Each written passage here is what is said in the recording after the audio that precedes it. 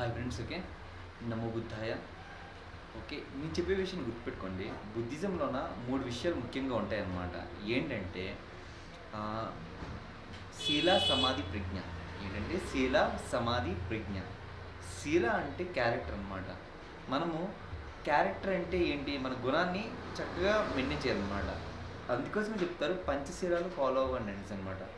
పంచశీలాలు అంటే ఏంటంటే అంటే అబద్ధం ఆడకపోవడం, ఓకే, ఏ జీవిని చంపకపోవడం, అంటే శారీరక సంబంధం వేరే వాళ్ళతో పెట్టుకోకపోవడం, ఇంకా మద్యపానం ఏవి ఏవి చేయకపోవడం అనమాట.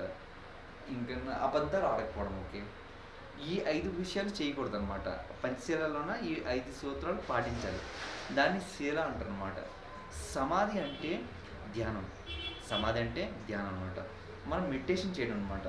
మెడిటేషన్ చేసి లార్డ్ బుద్ధకి మన మోస్ట్లీ ఊపిరి మీద గ్యాస్ పెట్టేసి మెడిటేషన్ చేయాలి.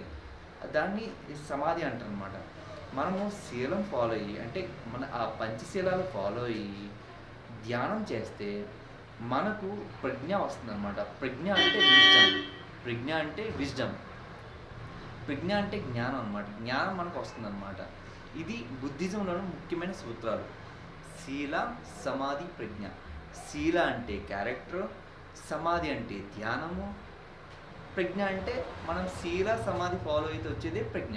ప్రజ్ఞ అంటే విజ్డమ్ అనమాట. విజ్డమ్ అంటే జ్ఞానం. ఓకే, నమో బుద్ధాయ, నమో బుద్ధాయ.